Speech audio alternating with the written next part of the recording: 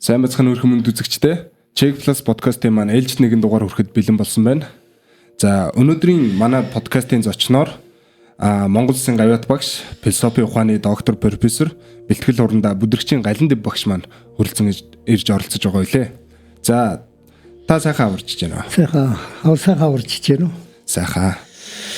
За өнөөдөр хоёулынгийнхны хувьд бол нэлээд олон сэдвүүдийн хүрээнд ер нь бол ярилцах байгаа. Ерөнхий юм нийгмийн сэдв рүү хандсан юм байдлаар ярилцах байгаа.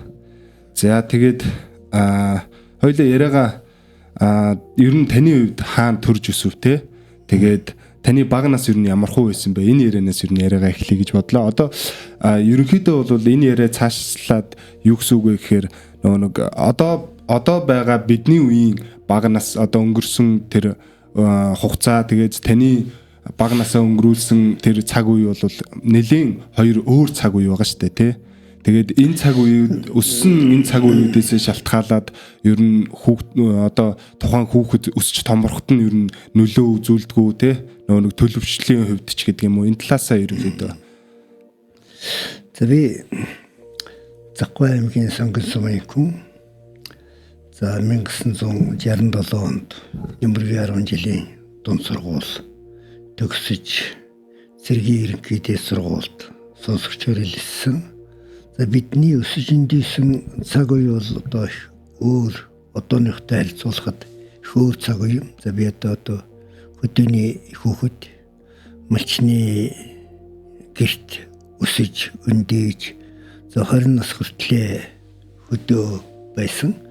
За бага наснд бид нэр одоо хураг туглаа хариулахаас хулаад за мөрөн жаддаг усныхаа дараа одоо хонио хариулж за тэгээд ах нарыгаа дагаж одоо адуунд явж за хичээлдээ явж иймэрхүү цаг хугацааг өнгөрөөж исэн байх юм. За бидний үед бол энэ Монголын хөгжил бас нэг тийм шинэ үе эхэлж исэн юм удаа гэж бодмоор тухайлбал бидний үед одоо тийм соёлын давталгаа гэдэг том компанид ажил өрнсөн. За соёлын давталгааны хүрээнд хэд хэдэн чухал асуудлыг шийдсэн. Нэгдүгээрт нь хүмүүсийг одоо ахуйн соёлын хувьд өдөн татах. Тухайлбал ариун цэврийн хувьд сайжруулах. За тэгээд цаашаа бичиг үсэгт тайлбарлах. За ингээд дэлхийн сонгодог Монголын уран зохиол урлагтай танилцуулах, шинжлэх ухааны үзэл баримталтай танилцуулах ерөнхийдөө нэг юм өргөн хүрээний ажил зохион байгуулсан. За энэ хүрээнд одоо манай хөдөө нутгийнхан хуучин зан заншил, хуучин дадал зуршлаа бас өөрчилж юуны өмнө ахуй амьдралын хувьд одоо ариун цэврээ сахидаг болсон. За ер нь зөнхөлх нь одоо бичиг үсэгтэй болсон. За тэгээд тэр тухайн үедээ уншигдж байсан уран зохиолын номыг уншиж за зарим цөөхөн кино гардаг байсан цөөхөн кино үзэж өөр хоорондоо ярилцаж байгаа. Ярилцдаг нэг юм цаг үе тохиолдсон. За тэгээ биднийг 10 жилийн сургуульд байхад одоо 1966 онд Насаг төржийн Мэндисний 60 жилийн ой болж манай хөдөө нутагт бас тэмдэглэж за 10 жилийн сурагчид багш нарын дунд бас тухайн үедээ л одоо нэрлэжсэн онлайн багварал хийж илтгэл хэлцэж Насаг төржийн зохиолуудыг судалж байсан.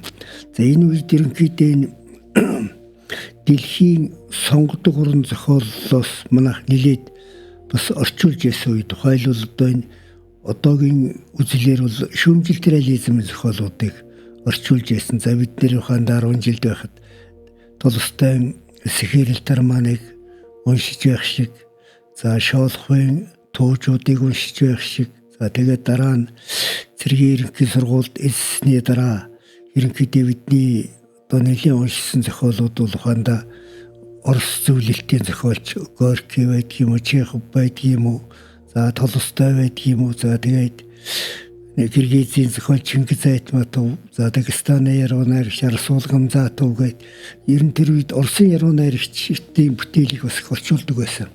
За тэгээд энэ маань ухаанда биднийг тийм урлаг уран зохиолыг сонирхдаг, уран зохиолын ном унших тийм орхойсол бий болгосон ийм цаг үе юм болов уу гэж бодож байгаа.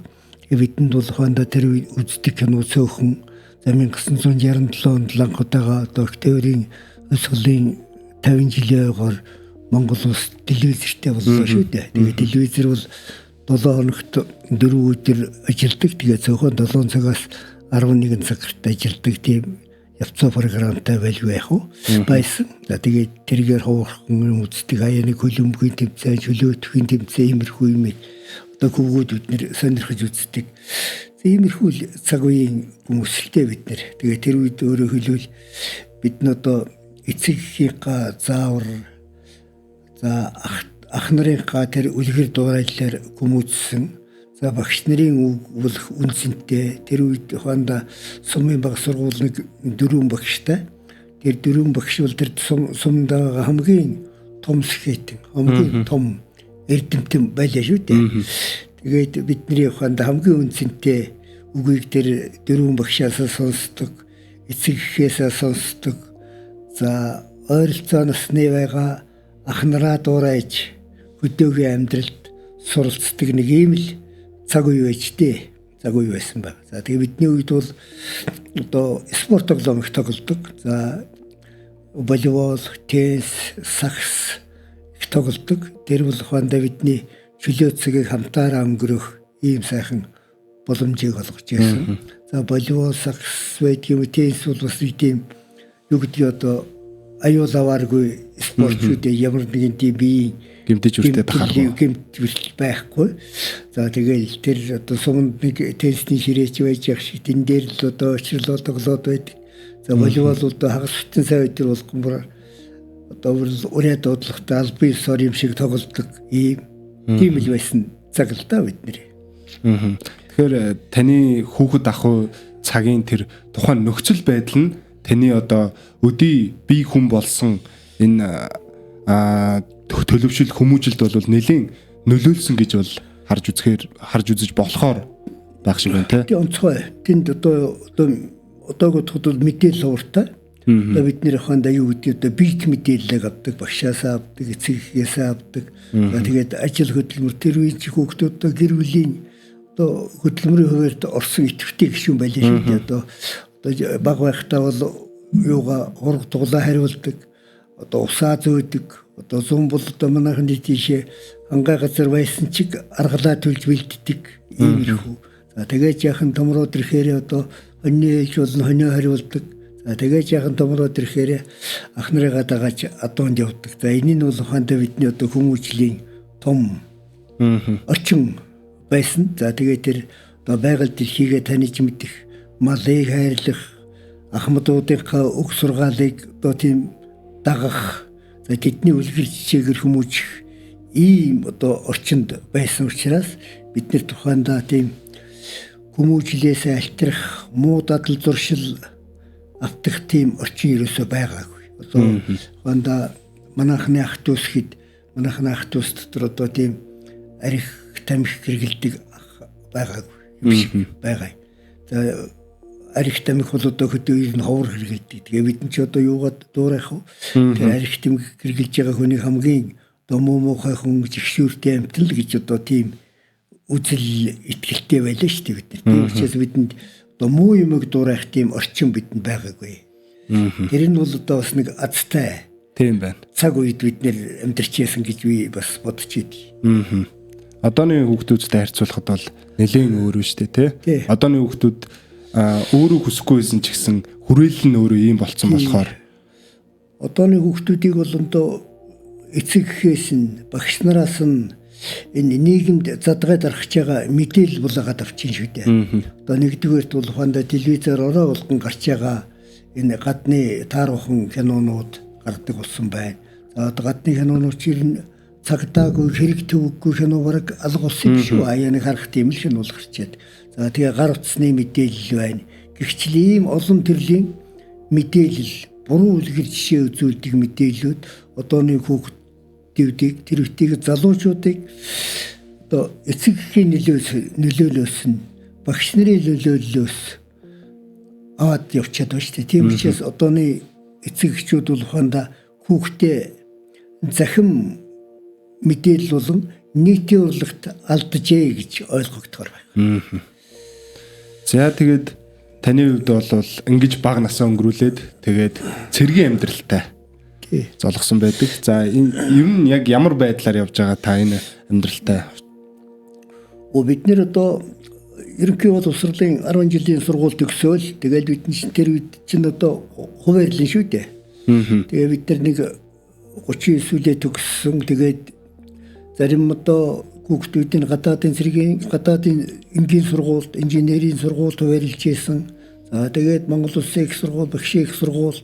За тэгээд бид хоёр энэ одоо баяр сайхан гэдэг хуранд байгаа.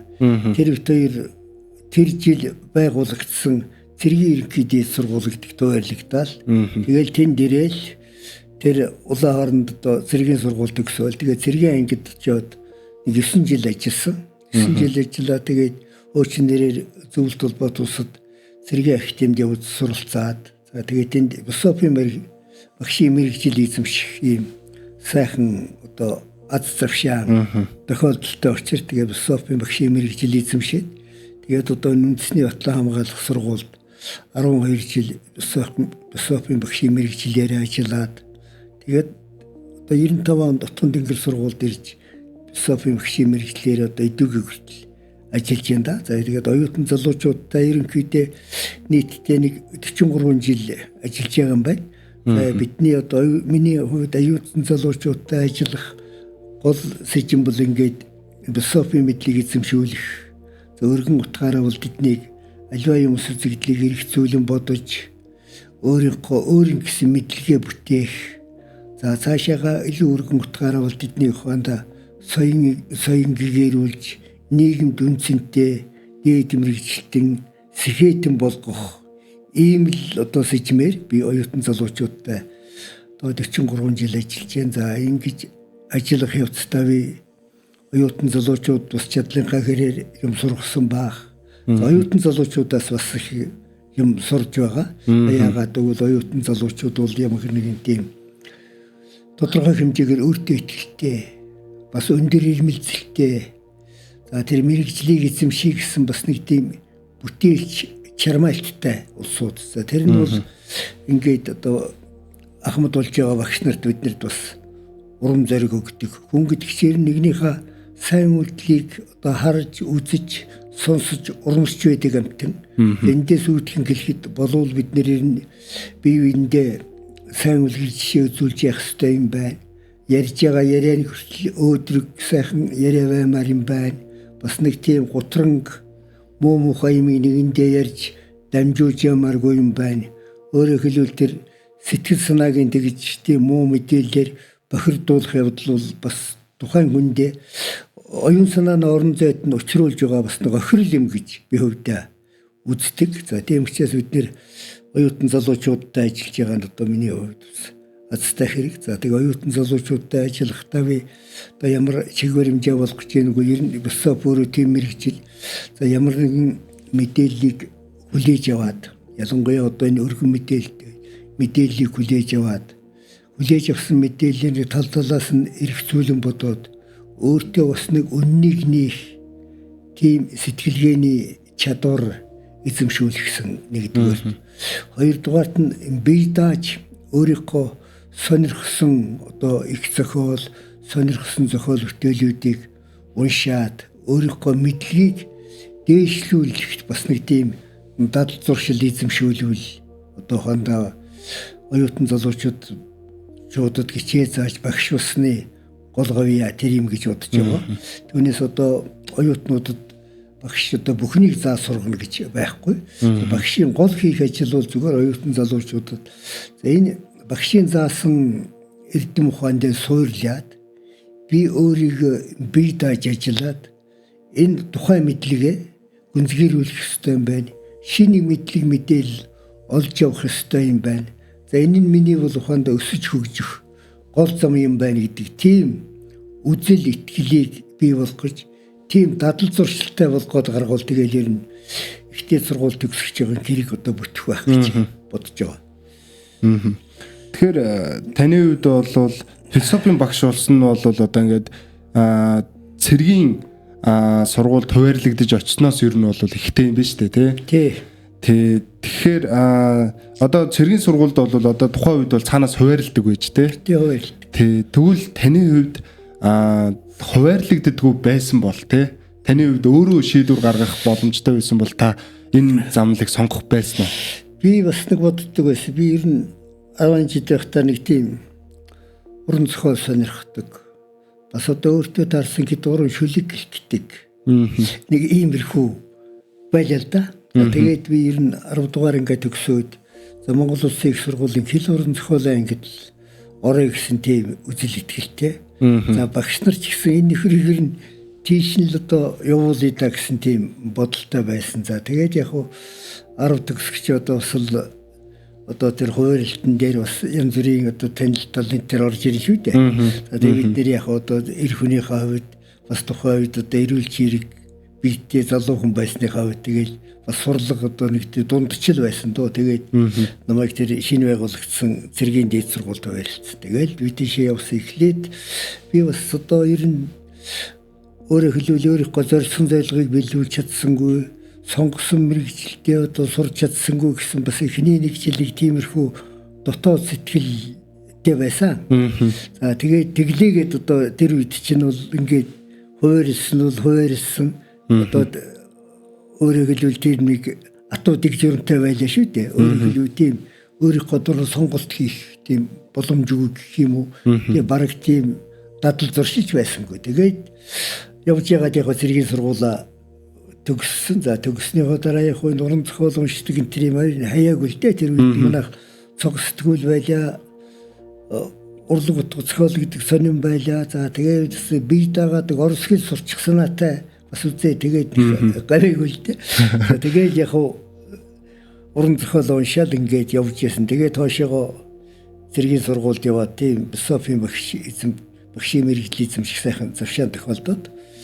За тэгээд философи уран зохиол хоёр бол ер нь юутай холбоотой. Нэг л асуудлыг судалдаг юм байна. Хүний тухай асуудлыг судалдаг. Тэгээд одоо философийн багш болсноос хойш уран зохиолоо одоо илүү гүнзгийрүүлж унших.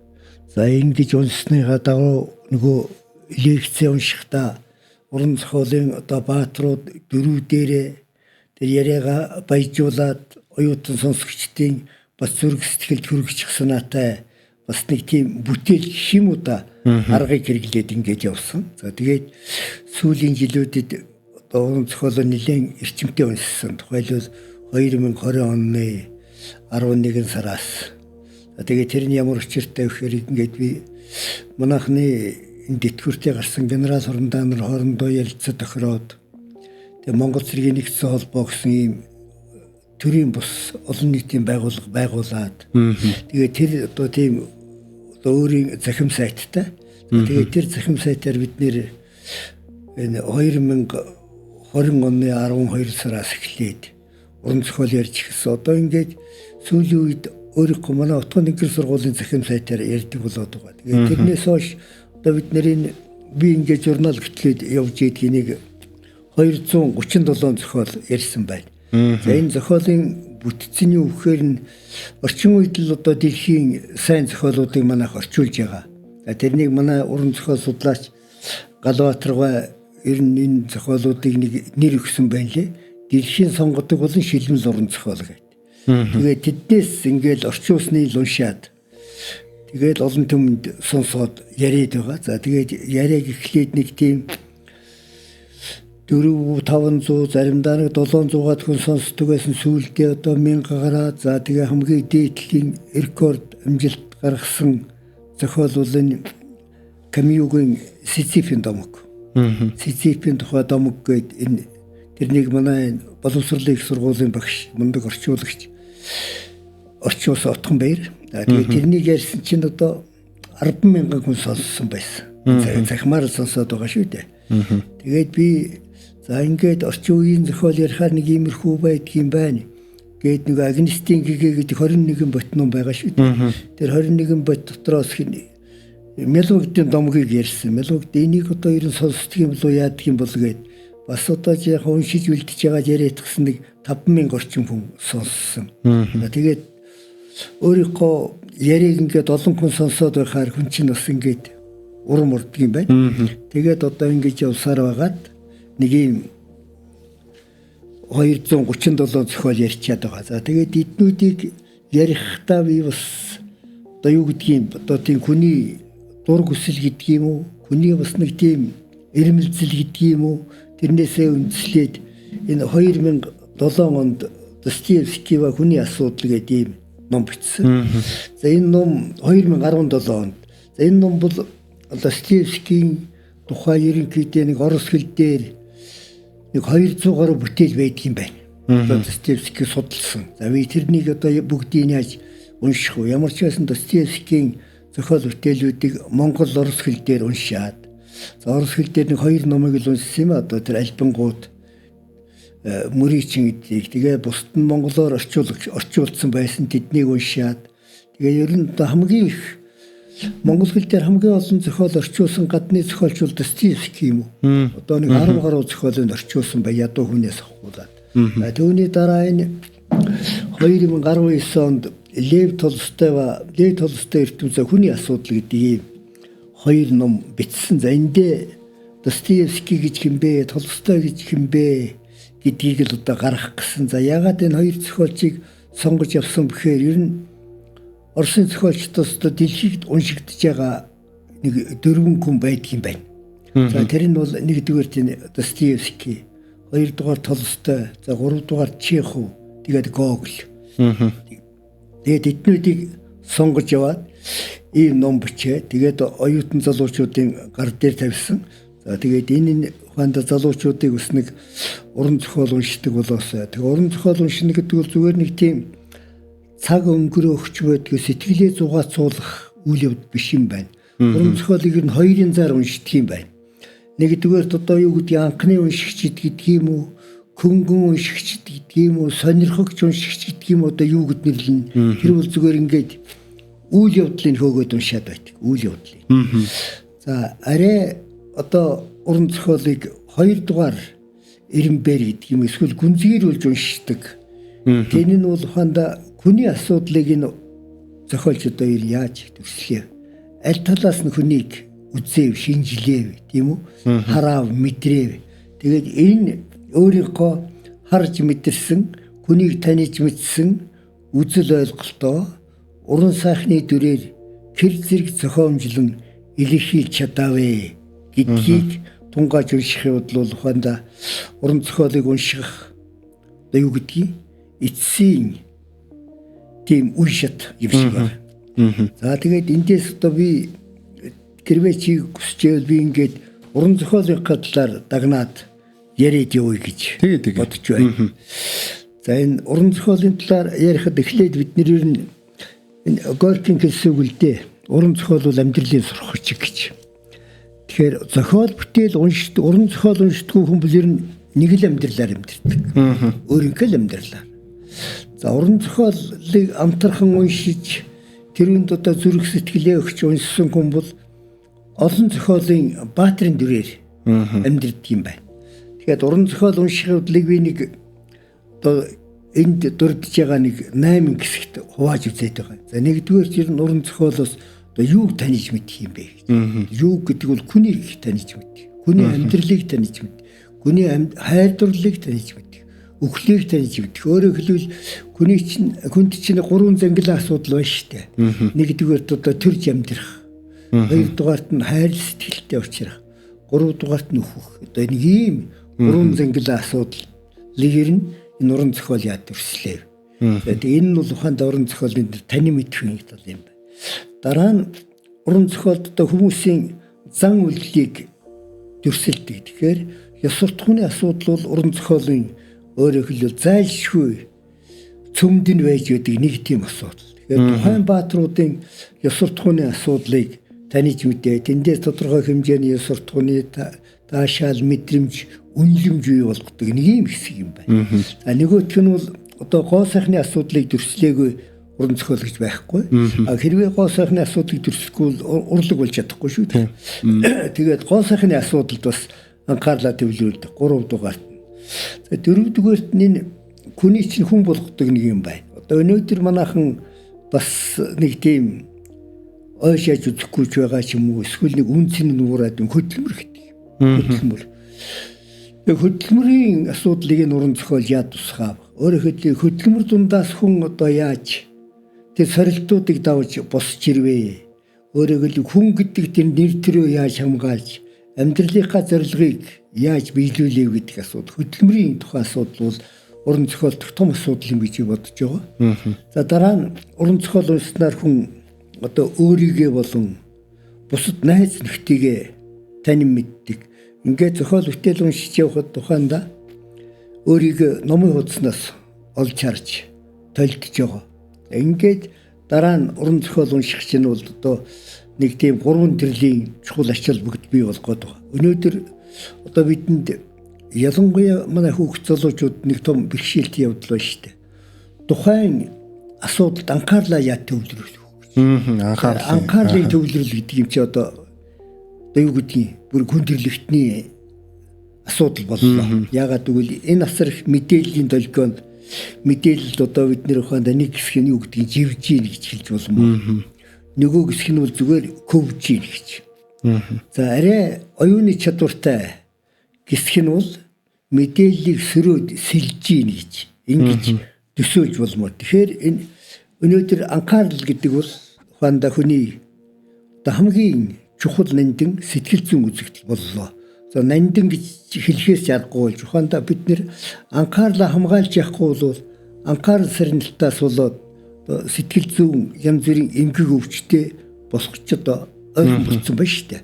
Эсвэл анхаарал төвлөрсөний дараа бид нар магадгүй одоо бэлэг авьяастай хүмүүсүүд бол шинжлэх ухааны нээлтгийгч бололцоо байх. Тэгэхээр анхаарал гэдэг бол одоо хүний сэтгэл зүйн хамгийн нандин үзэгдэл юм байна.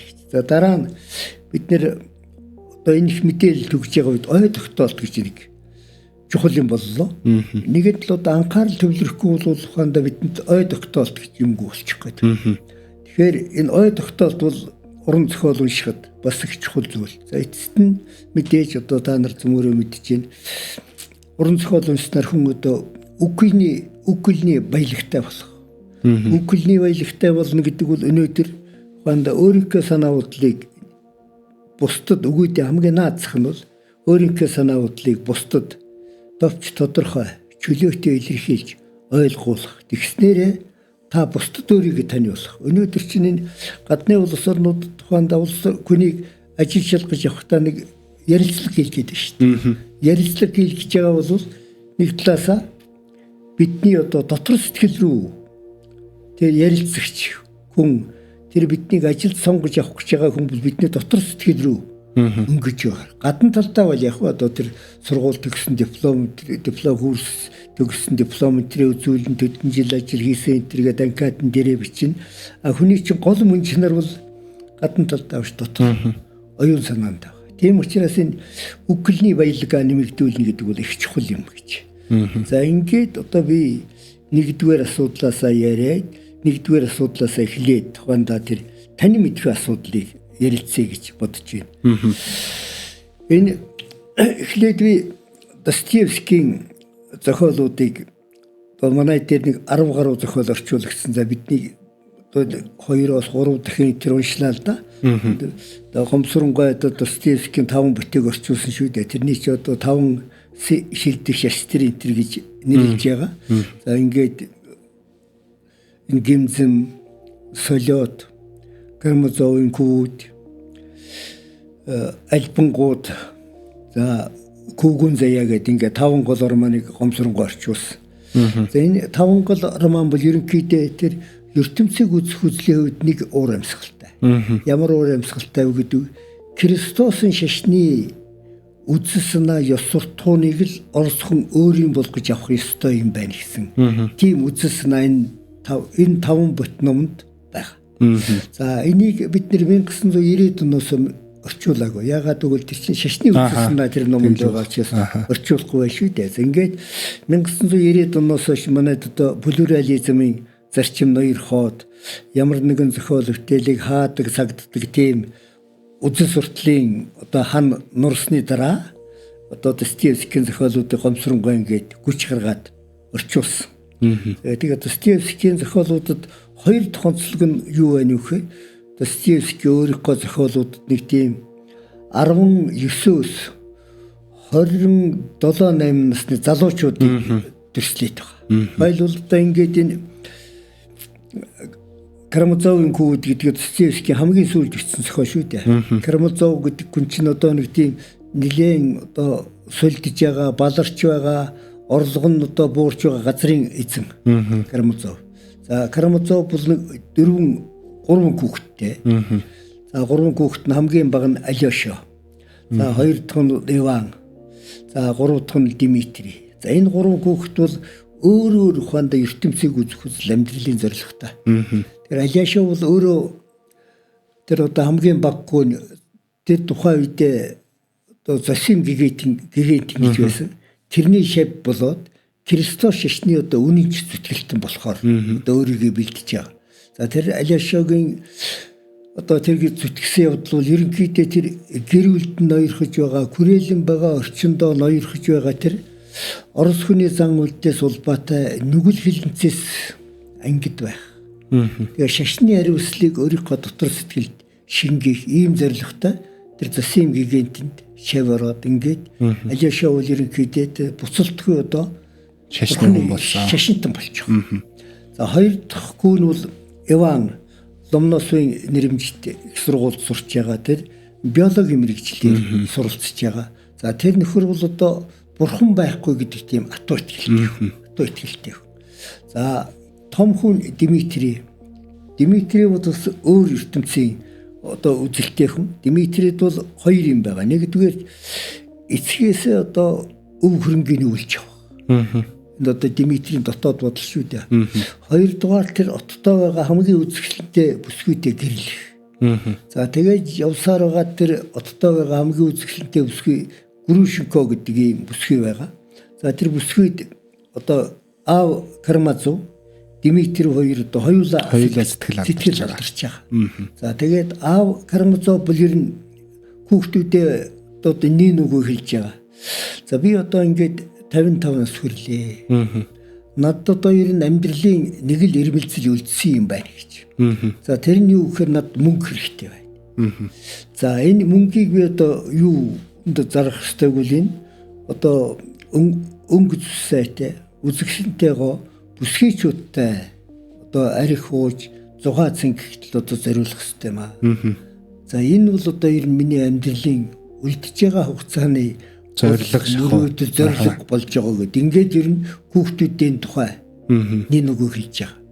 За ингээд хүүхдүүд нь нөгөө хоёр ах нь мэдээж одоо дургуйцж байгаа. Алёша бол ус юм сүзэгдлийг хэрэгцүүлэн бодох том ухаантай хүү болж байгаа ч гэдэг. Аавыг одоо ийм их үзэл бодолтой байж байдаг. Гэтэл одоо энэ аав манай ах хоёр чинь одоо том ах хоёр чинь нэг хүүхэн дурлж байгаа юм. Одоо ийм гэж одоо ер нь байдаг юм уу? Гэтэл одоо манай тэр Дмитрий ах чинь бас нэг Катерина Ивановна гэж бас нэг хүүхэнд одоо дуулаад байгаа юм шиг байдаг. Гэтэл тэрүүд нь одоо манай Иван ах бас санаатай юм шиг байна. Тэгээ одоо энэ хайр дурлалын нарийн сүлжээг одоо учрыг яаж болох юм бэ? Ямар нэгэн тийм хор хөнөөлгүй, хор атааларгүй, атаарлгүй энэ асуудлыг шийдэх арга байна уу гэдэг. Алиашаа хүү одоо сэтгэлэн зовж тэдний хооронд бас зуучлах үүрэг ингээд гүйцэтгээд явж байгаа. За тэгээд энэ Карамазов Арманд бас нэг Смирдяков гэдэг нөхөр байгаа. Тэр одоо тэр хиний л одоо нууц хүүхдэл гэж ярьж байгаа юм Карамазовын. Тэр Смирдяков ямар хүн байсан гэвэл одоо тэр гудамжны одоо гуйлагчийн эмэгтэйгээ төрсэн хүүхд юм л да. Тэгээд нэг би бол тэр хөвд бас нэг тийм атгар жижиг нуруутай. За Смирдяковд нэг их онцгой шинж байгаа. Тэр нь юу гэхээр их цээч. Тийм учраас тэр Карамазов тэгээд ихэн нас ураад өгсөн. Тэгээд тэр отод бол ерөнхийдөө тэр Смирдяков тэр Карамазовын хүүхэд гэсэн бас тийм мэдээлэл яриа ер нь тэгээд үний юм шиг байна. Тэгээд тэрнийг Москва руу тогоочийн сургуульд явуулаад тэгээд Смирдяковыг тогооч болох гэж байгаа тэр Карамазов. Ингээд энэ дөрвөн хүүхдийн хувьд яа тэнд чинь тэр зохиолт ингээ яваад байгаа. Тэгэхээр энд өөрөөр хэлбэл дөрвөн өөр үзэл бодолтой, дөрвөн өөр зан авиртай, дөрвөн өөр хүсэл тэмүүлэлтэй. За тэгээд аавыг нэмвэл 5 хүнийг таних ийм өргөн боломжийг Достоевскийн Карамазовын хүүг тухайд болгож байгаа. За дараа нь тэр Күвгүн Зэя гэдэг одоо нэг 19 настай хүүхэд өөрийнхөө одоо Күвгүн Зэяг эхэлж байгаа юм. За би одоо ингээд өөрийнхөө тэмдэглэлийг зохиол болгоно. За тэгвэл би өөртөө нэг л итгэхгүй байна. 19 настай мөн нусгай хүүхэд өөрийнхөө тэмдэглэлийг хичээд зохиол болгож гэж юу байх вэ?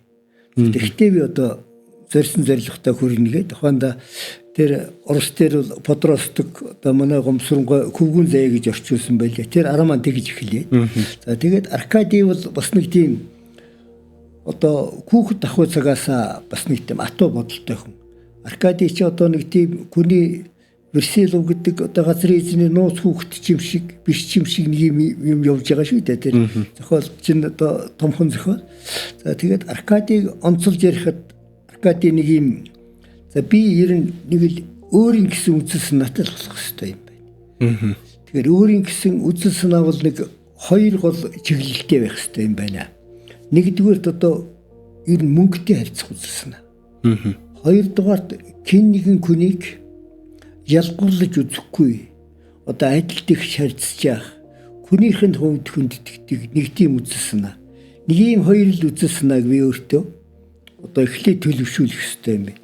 Энэ бол ухаандаа миний одоо хүн болох замын эхлэл юм гэж ингэж үзэж байгаа. Тэгээд Аркадий мөнгөний тухай одоо эргцүүлж байгаа. За мөнгийг ухаандаа хүнээс харамлж баяжуулахын тулд тураах хэрэггүй ба. Тийм нэгдүгээр.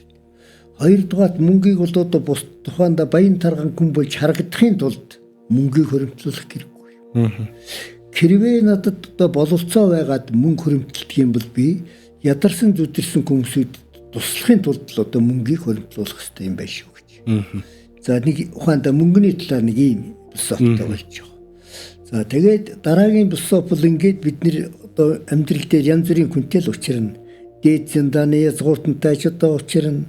Доод одоо хөрхи одоо гуйлагчин төвлөгчин өнчөөрөөсөн хүнтэй ч учрна. Дундач амьдралтай ийм хүнтэй ч учрна. Ширүүн хатуу харгис цантай хүнтэй ч учрна. Ийдэг зөөлөн зантай хүнтэй ч учрна. За тэгвэл энэ зангийн цаана, энэ гадаад өрх байдлын цаана, энэ нийгэмд эзэлж байгаа байр суурийн цаана тэр хүнд чинь хүн гэд нэг юм байна. За тэр үнд зүйлийг л одоо би хүнддэгдэг тийм л үзэл санаатай болох хэрэгтэй юм байна шүү гэсэн ийм санааг Аркадий хүү 19 настай хүү өөртөө одоо тангаргалж байгаа юм да. Тэгэхээр тэр Аркадий хүү Толстой зохиолын Аркадий бол юуны өмчөрөнгийн тухай ч байдаг юм уу? Эрх мэдлийн тухай байдаг юм уу? Одоо олон түмнээс онцгойж гарах тухай байдаг юм уу ярихгүй? Өөрийгөө хэн болгох вэ гэдэг асуудлыг тавьж байна. Тэр нь ухаандаа өнөөдөр манай залуучуудын бүр нэг тулгамдсан асуудал боллоо шүү дээ. Ухаандаа эдийг бид нэр одоо сургамд юу гэдэг өөрийн хүмүүжил, өөрийн ухамсарыг ярьдаг. Тэгэхээр уран зохиолд ингээд гайхамшигтай төрслөө тавьчих. За тэгэхээр Аркадий 19 настай хүүхэд. За тэр Карамазовын хүүхдүүд бол ингээд нэг 13-4 наснаас 20 хэдэн настай хүүхдүүд. Дараа нь Гимзамар маань Раскольников гэдэг нөхөр. Раскольников ч одоо Петербургийн хуулийн дээд сургуульд сурдаг 26 настай энэ залуу. За хөдөө тосгонд одоо ээж нь дүүр байгаа. Аав нь нас барцсан. Тэгээ ядуу зүдүү амьдралтай хүүхэд залуу. Тэгээд 26 настай одоо байж байгаа байрныхаа оршуулгын байранд хөлсийн төлж чаддаггүй. Хувийн байр хөлсийн төсдөг. Нөгөө байрны эзнээс байнга нуугдж гараал ингээл гудамжинд гараал явж идэг. За нэг жаахан гिचээл нэг тийм хөлсөөр жаахан гिचээл заадаг. Тэр нь бол тэгээд эд жоохомд нөхөрдөг. Тэгээд Раскольников тэр үеийн Петербургт нэлээд нэрд гарсан сонинд нэг өгүүл бичиж байгаа. Тэр өгүүл нь ямар хөө юм бэхээр за хүнийг ер нь хоёр хуваах юм аа. Нэгдүгээрт одоо тэр одоо бурхнаас яасан гэдэг юм, төрөлхөөс яасан гэдэг юм, азтай гэдэг юм дээд зэндааны хүмүүс байна. Хоёрдугаарт нь одоо тийм доод зэндааны хүмүүс байна. Тэгэхээр энэ дээд зэндааны хүмүүс ер нь одоо тэр тухайн үндэстэнд хамгийн одоо гавьяатай хүн. Энэ одоо энийг хүнд итгэж байвал зохихгүй. За энэ хүмүүсүүдийн гэмт хэрэг хийсэн ч эдэнд бас нэг тийм Ял шийтгэл оноогод байх хэрэггүй суудахтай юм бичээ. Нийгмийн хэм хэмжээ ер нь хамаарахгүй. Тэгээд Наполеоныг шүтдэг. Тэр үед одоо Наполеон нэр гарч ирсэн. Тэгээ Наполеоныг шүтдэг. Тэгээ тийм өгүүлэл бичээ. Тэгээд тэр өөрийнхөө одоо залгааших гудамжинд байгаа тэр Ломбардын эмэгтэйг юу дүүтэй мань хүн одоо сүгтэж ялаад ингээд хайцсан. За тэгээд ер нь тэр өөрийнхөө тэр Ломбардын эмэгтэйг одоо 51-2 настай эмэгтэй түүний дүү хоёрыг сүгтэж яснаа бараг өөрийгөө зөвдөх шинжтэй ухаарад байгаа. Ягаад гэвэл Раскольников өөрийгөө тэр дээдсэн дарын хүн гэж үзээд байгаа шүү дээ. Тийм учраас одоо Ломбард ажиллуулж хүний өмч хөрөнгийг шулж яадаг ийм нөхдүүдийг бидний далд хийж яах нь зүтгэх гэсэн утгатай юм болоод ингээд Раскольников ч одоо нэг тийм сонинкум. За тэгээд ингээд явж ирсэн тэр Раскольников тэр хэргийг үйлдэхээс өмнө Мармеладов гэж одоо нэг хүнтэй зүгээр ууш цусны ядуучуудын урдаг ууш цусны газар таарлцсан Мармеладов гэдэг нэг тийм гөрхи согтуу халамцсан амтэн нэг ширээнд суугаад яриа өрнүүлж байгаа. За Мармеладов өөрийнхөө намтрыг ирж байгаа. За би бол ингээд энэ доод тушаалын албан хаагч 12 зэрэглэлийн 12 дахь зэрэглэлийн албан хаагч байсан юм аа. Тэгээ одоо наригтарснаас болоод ингээд ажилласаа хөөгдсөн. За би одоо нэг дагвар 3 хүүхэдтэй дагвар 3 дагвар хүүхэдтэй нэг төрсөн суусан байгаа. За миний төрсөн охин байгаа Соня. За нэг иймэрхүү амьдралтай хүнтэйгээ. За тэгээд энэ уус цусны газар нэг тийм хүнтэй учирсан. Гэтэл одоо ингээд гудамжинд явсан чинь нөгөө Мармелад чинь нэг эмний газар хөлсөн залуу тэрийг чинь дайраад алдсан гэж байшаад. Тэгсэн яг тэр их шинд хиний Раскольников харманд хөдөөнөөс ээж дүү хоёрын уусна 20 рубль баг. Раскольников одоо тэр хөлснийхөө байрныхаа хөлсийг төлж чадахгүй өдөрт нэг хоол идчих ч мөнгө өгөөгүй шүү дээ. Гэтэл тэр Катрина Ивановна одоо нөгөө Раскольниковын Мармеладовын эхнэр ингээд уулаа зогсч байдаг одоо ийм юм боллоо. За тэгэхээр нэг 20 рубль яваад өгч байгаа. За одоо Мармеладовыг нутгалуулахад та хэрэглээрэй. Тэгээд тэр нэг ийм үйл явдал болоод. За тэрүүний дараах нь одоо тэр юу болж байгаа вөхөө тэр Ломбардыг яага эгчтэй хоёрыг сүгтэж ялчаа. Ломбарднаас нэг жаахан юм авч байгаа. За нэг хитэн рубль бас нэг тийм хүмүүсүй эд мөнгө.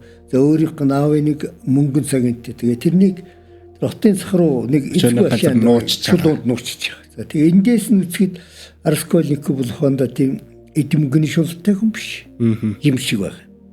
За тэгээд нөгөө талаас нь үзэхэд одоо тэр Ломбардын хүнийг сүгтээж ялцдаг нь хаашаа юм. За энийг одоо ухаанда уншигч өөрөө шийдэх асуудал болов. Раскольников кимбэ гэдгийг. За тэгээд Раскольников дараа нь нөгөө Мармеладовын төрсөн охин Сониад энэ өхнөө дэл гэж яриад тэгээд одоо хэрэгээ хүлээгээд цөллөгт ингээд яваад өгч байгаа. За дараа нь тэр Солиотарманы Мишкин гэдэг чинь бас л 26 настай. Европод эмчилүүлж ягаад тийм татаж ундаг өвчтэй эмчилүүлж ягаад одоо битэр үрэгт ирж байгаа. За тэгээд Мишкин бол буцааг тийм одоо сонинкун өнчөр өсөн ямар нэг ах トゥ байхгүй. Тэр Японы генералын эхнэр нэг тийм холын садан юм шиг байгаа. Тэгээд тэр Японы генералд одоо сурсаар байгаа дэрж байгаа. За тэгээ Японы генералын одоо 3 тэдний 3 одоо дэрсгэн охинтой. За тэр 3 охин бол ингээд хөрхий нөгөө ганц нэмүү уранхай бажинктай нэмээ ганцсан сувтай нэмүү өргөн хүрээтэй шлеп малгайтай хүнийг одоо их тийм нүдээр олзулсан дог хийсэн шоголсон байдлаар эхлээд харж байгаа. За тэгээ Японы генерал одоо бас юм үзэднүүдтэйсэн хүн болохоор чамд одоо ер нь тийм өөрийн гэсэн мөнгө төр байна уу байхгүй. Чи одоо тэгээ яаж амьдрах юм бэ? За би одоо л ажил хийж хөдөлмөр хийж л амьдрандаа л гэсэн хот. За тэгээ нэг 25 рубль өгч байгаа.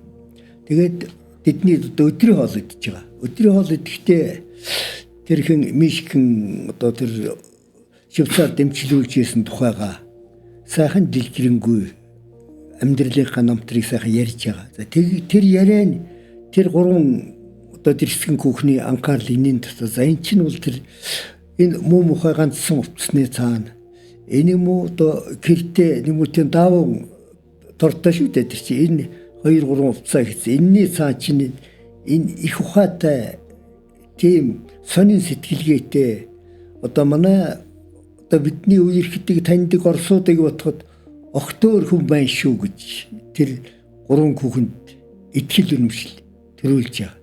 За тэгээд Японы Мишкин чинь дараа нь том хөрөнгийн эзэн болж байгаа өвлүүлээд. За тэгсэн тэр хөрөнгөнөөс нь бас л одоо тэр үеийн залтай нөхдүүд Бурдовский гэдгийг нөхөр бас одоо минийх гэдэг ингээ булаацалдаад.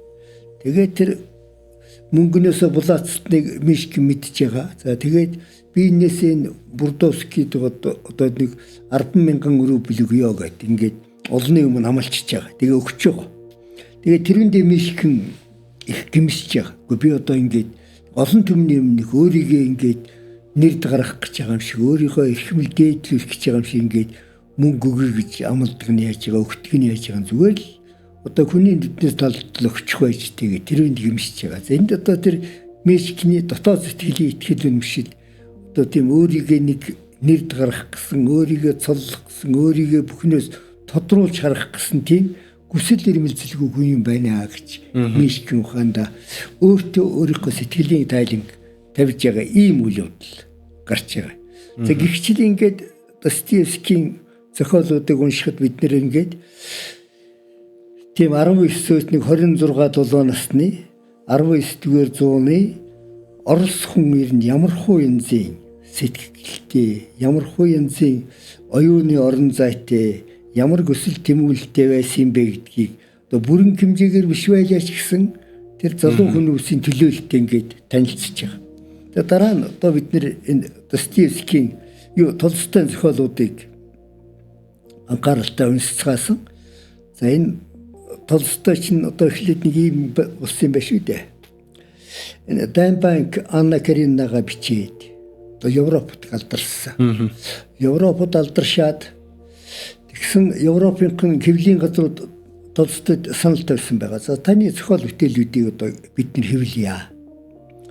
За бид нэр одоо энд танд нэг юм төлөөр төлье. За тэгээ төлөөрийг тоолож үзсэн тэр үеийн Оросын алтан өрөвлөө тооцсон 7 тонн алт болж байсан. 7 тонн алт. За тэгээд Толстой хэлсэн. Гэхдээ би одоо зохиогчийн ихээр татгалзъя юу. Та нар зүгээр л одоо хэвлээл тараа. За тэгэхээр эхнэрийн уурлаад одоо мэдээж захаа бичсэн. Одоо манай амьдрал одоо ямар байгааг чи мэдж гэнэ, амьдрал хүрлцэхгүй байна гэдэг. Тэгээ тэнд хоёр янзын давхцж байгаа бол нэгдүгээр Толстой өөрийнхөө зохиогчийн ихээр татгалзсан. Хоёрдугаар Толстой ч одоо том газрын эзэн байсан. Тэр одоо газруудаасаа татгалзаад ядуу тариачд газраа хямдхан төрөөсөө хямдхан үнээр өгөөд ихэлсэн. За тэгээд эхнэр нь бүхэндээ захаа бичсэн. За манай одоо амьдрал өдөр тутмын орлогоо бичээж ихсаагаад манай амьдралд ийм байна. Ийм байхад одоо чи ингээд зохиогчийн ихээр татгалздаг газраа ингээд үнгүү тараад гин юм орчтой. Толстой хариу захаа бичсэн. Манайд одоо наад яасна Беллина ч хөрөлцөөтэй. Энэ санаа зов. Хэрвээ чи хоёрдугаар хэрвээ чи чаддгийн бол өөрөө хэвлэлийн компани байгуулад миний зохиолуудыг одоо хэвлээ. Тэгээд одоо үн олохгүй юу? Тэгээд хөлсмөнг нь ашиг олох гэсэн. Тэгээд орхицсан. За тэгээд Толстой зохиолууд дотор одоо Толстой чинь энэ 2 том романа биччихээд нэгтийн том роман бичлэгүй хэсэг байцсан. Энэ хоорондоо ерөнхийд өөрийнхөө ертөнцийг үзэх үзэл тийм одоо 180 градус эргэлт гаргасан. За ямар эргэлт гаргасан? За би нэгдүгээр тэрний надад энэ амьдралын хэрэгцээнээс илүү хөрөнгө мөнгө хэрэг алгаа. Нэгдүгээр. Тийм учраас одоо манай Орос орны гол оцрогдол бол энэ хамжлагын тариач одоо энэ ядуу зүйтэй байдал байгаа юм байна. Тийм учраас хамжлагын тариачд одоо газраа өгцгоё. Хамжлагын тариачдыг одоо хамжлагаа чөлөөлье. За тэгээд тэр үед 1860 онд Оросын хаан Александр хамжлагын тариачдыг газраа чөлөөлөх тийм шийдвэр гаргаад тэгээд тэр засгийн газрын шийдвэрийг хэрэгжүүлэх комиссийн бүрэлдэхүүнд Толстой орж ирсэн байна. Тэгээд газраа ингээд өгөөд тэгээд дараа нь за миний одоо Христос шин чи ерэн зөв юм уу? Энд ч одоо нэг бурхан гэдэг чинь хаа бай. Тэгээд Толстой Христос шишнаа ерэн орхиод буддийн шил орсон байна. Буддийн шил. За буддийн шин чинь бол одоо хүний дотор сэтгэлийг таних мэддэг. хүний зовлон гэдэг чинь хүний дотор сэтгэл өөртөл байдаг юм байна. Тухайлбал шуналч нь одоо тэр хүний зовлонгийн эхлэл юм байна шүү гэсэн үзэл санаа одоо аваад тэгээд тэр үндэ өмнөж болоод тэгээд бас тухайн үеийн Орсын сэхэтүүд Толстой шүүмжлүүлж ийсэн баг. Нөгөө алдартай Толстой ч одоо буддист болчихжээ. Тэгээд Толстой хариу хэлжсэн. Би одоо Христосын сүмд чинь мөрөгдөх юм гэж. Гэхдээ би бол үнэн сэтгэлээс мөрөхгүй байсан байлээ. Зүгээр л эцэг эхийн говламжил шашныг одоо шүтж байгаа тийм дүр үсгэж байгаа юм уу да гэсэн утгатай үг хэлээ. Тэгээд Толстой чинь тэднийх чинь одоо герман одоо гэрийн зарцтай байсан юм байна. За герман зарц бол ухаанда тэр тэдэнд одоо герман хэл заадаг. За герман хэлний нэвтрхий. Тэгээд эндээсээ болоод Толстой чинь Шопенгауэрыг уншаад. Шопенгауэр чинь ерөнхийдөө Европод анхудаага буддийн шишний үзэл санааг ойлгож ухаарч түгээхэд одоо хүчин чармайлт гаргасан босовч үү. Тэгээд Толстой чинь буддийн шишин рүү ороод. За тэгээд эндээсээ Дайн банкийнхаа одоо бичгэд тэр Фрер Визухов гэж одоо 20 настай залуу байгаа. Фрер Визухов бол амьдралын өөрмөц одоо зам дуусан хүн шүү дээ. 10 настайдаа Европод гарч сураад тэгээд 20 настайдаа Оросд ирж байгаа. Тэгээд 20 настайдаа Оросд ирэхдээ нөгөө Орос Францын дай эхэлсэн байх үе 1812. Тэгсэн Фрер Визухов нэг хүнийг магтадаг, Наполеоныг магтадаг. За тэгээд Наполеоныг магтж байгаа тэр үзэл санаа нь тэр одоо ил тод хиллэг нь тэр үеийн Оросын язгууртнуудын асар их дургүйцлийг хүрүүлж гаргагүй шүү дээ. Одоо чинь дайсныгаа магтаад ирэхээр. За тэгээд Фрер Визухов ер нь би одоо Оросын амьдралыг гүнзгий таних мэдэх хэрэгтэй юм байна. Тэгээд 1812-ны Дайны фронт дээр өөрийнхөө хүсэлтээр нөгөө одоо гүнгийнхаа гойгон уфцтай яваад очиж байгаа. Би одоо Дайн үзье. Тэгээ бүр их хүний цэргийн одоо тэр галж байгаа их хүний цэргийн дэргэд очиод одоо тэр цэргүүд хэлж байгаа одоо та болохгүй гүнтэн минь. Энэ Дайн гэдэг чи одоо тийм юм биш. Одоо та аюултай энэ одоо галлахаас та хол байх. Би одоо ойроос үзмээр байна. За тэгж яагаад мань хүн чинь шархтаад одоо шархтах ч өөхөө нэг том дэлбэрэлтэн дөртөөд одоо хол шидэгдээ. Тэгээд дараа нь олзлогдоод. За тэгээд тэрнээсээ Дайн дуусны дараа Фрер Визухов ямар үйлдэл хийж гэнэ вөхөр. Өөрөө бас одоо Украины газар нутгал орчин байсан шүү. Их хэмжээний өргөн газартай байсан. Тэрийг бас ингээд олон түмэнд хямдхан үнээр тарааж өгөөд өөрөө яваад ингээд тараагаад эхэлж байгаа. За тэгээд энэ Фрер Визухов гэдэг хүн бол ханда тэр нийгмийн амьдралд гүн гүнзгий оролцож эх орныхоо хувь заяа, эх орныхоо түүхтэй танилцах ёстой юм байна. За эндээс ухаанд Орос хүний тэр уйтхаргуныг баяр зовлон бэрхшээлийг гүн бие махаараа амс бие махбодоо амс хийж тань мэдэх ёстой юм байна. Нэг үзэснэ.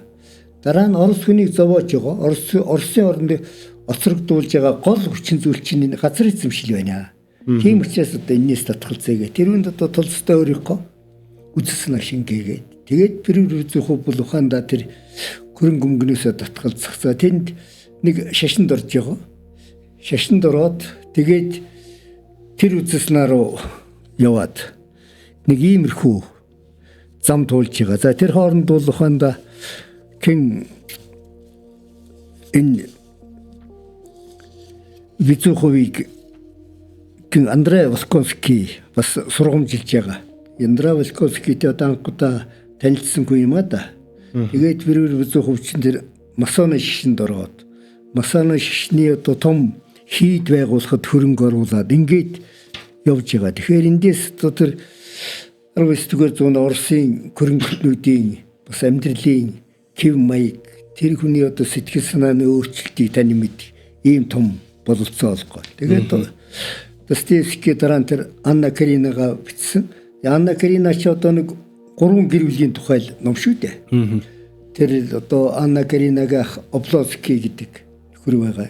За тэдний гэр бүл дараа нь одоо тэр Анна Каринагийн одоо төрлөх гэр бүл. Анна Карина ч одоо тэр Петербургийн одоо дээд зандааны том төрийн зүтгэлтний эхнэр. За 10 настай эрэгтэй хүүхэдтэй. За тэгээд тэр Москвад ирээд Облонский ч бас гэр бүлийн хувьд докторгүйдээ одоо эхнэрээ 5 хүүхэдтэй эхнэрээ аялах гэж яваад байгаа. Тэгээ тэрийг одоо нэг зохицуулж өгөөд тэгээ тэр хоорондоо тэр Боровскийтэй танилцж хайр дурлаасаа орвж байгаа. За түүний дараа нь тэр Ливин гэж хүн байгаа. Ливин гэдэг чи одоо тийм газрын эзэн. За Ливин бол огтөр хүсэл зоригтой. Өөрөөр хэлбэл Оросын газар эзэмшлийг одоо яаж бид нар боловсронгуулах вэ? Тариачтай одоо яаж ахуй цөлөө олох вэ? Малчтай яаж ахуй цөлөө олох вэ гэдэг Оросын мужуудаар яваад бас судалгаа хийгээд өөрөөр хэлбэл тэр тариачин хүнд малчин хүнд ахуй цөлөө авах тийм шилдэг менежментийг бий болгохгүй ингэж яваад байгаа. Тэнд бас л Толстой өөрийнхөө үзэсгэлэнг шингээгээд байгаа. Иймэрхүү. Ингээд эндээс өөрөөр хэлбэл тэр Оросын тариач тэр яаж амьдэрчээсээ Оросын газрын эзэн ямар хүсэл тэмүүлэлтэй байсан энэ төр гэдгийг таньж үт ийм болцоо болгож байгаа. Дараа нь тэр гүний Толстой Герцерийн сонот. Герцерийн сонот ч одоо яг өнөөдрийн манай орчин үеийн гэр бүлийн тухай ярьж байгаа юм шиг ном шүү дээ. Нэг галтрагны өрөөнд купенд нэг 4 нөхөр одоо гэр бүлийн тухай тэр үеийн Орос орны гэр бүлийн тухай маргаа өгнүүлж байгаа. За тэгээд нэг хуучин тэгээ худалдаачин хүн одоо өөрөөр хэлбэл хуучин тийм оцрогдсон гэмээр үзэснаа дэвшүүлж байгаа юм л да. Өнөөдөр одоо манайд Орос гэрүүлэх салдаг болжээ. Энэ юутай холбоотой гэхээр эмэгтэйчүүдийн боловсрол өсөж байгаатай холбоотой юм тэр одоо худалдаачин гэлж байгаа. За гэтэл одоо тэр одоо галтрагны купенчин тохиолдлын улсууд явна шүү дээ. Тэнд нэг эрэгтэй хүний болтой өмссөн нэг хүүхэн байж байгаа. За тэр хүүхэн одоо зад эсрэг үсэж байгаа. Та одоо ер нь юу хэлж байна? Эмэгтэй хүмүүс яагаад боловсролтой байж болдгоо? Эмэгтэй хүмүүс яагаад нөхрөө өөрөө сонгож болдгоо юм? Та нарт үеийн гişиг одоо эцэг эхийнхээ цаагаар гэрэлтийг цаг үе чи өнгөрсөн эдэргээ. За тэгээд тэр худалдаачин бол одоо тэр үндх бууж өгөхгүй. Ер нь эмэгтэй хүн бол одоо нөхрийнхөө захиргаанд байх ёстой. Гээд ингэжээд нөгөө буу хуудлан болоод ингээ буцаа явчихж байгаа. Буугаад явчихж байгаа. За тэрнийг тэр энэ Герцерийн сонотор маань гол одоо баатар Фозны шив зүгээр хөндлөнгөөс чагнаал байгаа. За Фозны шив тэгэхэд одоо том хэрэг хийцэн хүн. Ямар хэрэг хийцэн хүн гэхээр эхнэрээ хүнтэй хардаад дутгалаад алдсан. Тэгээд шүүх одоо юу гэж одоо тогтоосон бэхээр за эхнэр нь өөрөөр хэлбэл хайр дурлалаас урвсан учраас Фозны шив энэ хүнийг утгалж алддаг нь тийм буруутай биш юм аа.